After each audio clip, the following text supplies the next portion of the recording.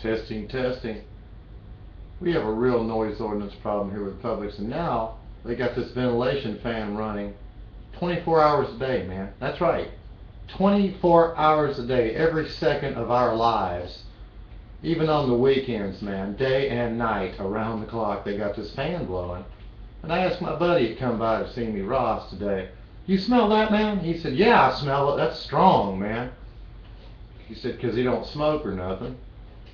I don't smoke cigarettes either, you know, so I can smell that shit. And it's real strong. They got this hazmat truck that comes out there with them, some type of a backup truck in case there's a spill, you know, an emergency backup spill truck. So two trucks come out, you know, one with the other one as a backup emergency. And apparently that must be something that they are required to do. They have not been doing it though for the longest time, and just until the last 2 or 3 visits that I've seen them come over here to take a big vacuum cleaner and pull all the ink toner, I assume, out of those 50-gallon blue barrels over there. They got a big old vacuum cleaner sucking it out of them, man, and into a big tanker. But they never had a truck escorting them before, a hazmat or emergency spill backup truck, if you will. But now they do, you know. They're being sued in Tuscaloosa, Alabama right now, and that could have something to do with it. Because just like Mike told me, they'll straighten up for a while and do what they have to do until everything's cool off. You know, things ain't going to cool off for you, Publix. Things ain't going to cool off for you at all. And you would have been better off. I asked Lee to ask Publix, the people that count over there, to buy this property and get rid of me, man. But you don't want to do that? So, here I am. And I'm going to step it up, man. I've been real laxed on it. And now they're poisoning us here, and I'm sure this shit's poisonous. Why do they have a backup truck? Lee says it's water-based, right?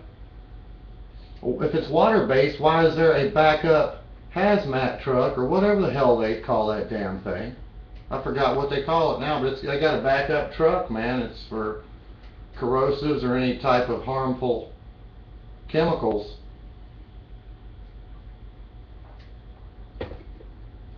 As a matter of fact, the last time they sucked some of them 50-gallon barrel drums dry and took it with them, they steered around these 2 kids. It was just a day or 2 ago, man. Steered around them real far to get way out of their way. But there was no secondary truck with them. There was no backup hazmat rescue hazard truck, emergency spill, whatever you slash. You know, there was no secondary truck with them that time, you know. And I just wonder how harmful this shit is, man. If it's a mercury-based ink toner or it's a water-based, like Lee said. You know, Lee said that he's over there all the time, but I wonder if he's over there when they're using a printing press, because a lot of times I notice that they're doing it at nighttime. So if they're doing it at nighttime and you're not there, you're a hell of a lot less apt to get cancer or something awful from it, because that's what it'll give you. It'll give you cancer. So this is serious business, Publix. You know, and I'm on to it, man. The cat's out of the bag. It took a long time for me to figure out what you guys are doing over there, because I didn't worry about it or focus with it. But when I start smelling this shit, and actually even before I started smelling it real strong, my neighbor told me that an EPA dude went down there and passed out in his front yard, and that's why he called him down there. He said he followed his nose to Publix, made them install afterburners to burn the fumes before they released them. Now they're just dumping the shit right out there on the corner of Wabash. Every damn car that goes by down there on that far street that you guys see in the camera. See that car just turn, come down the street?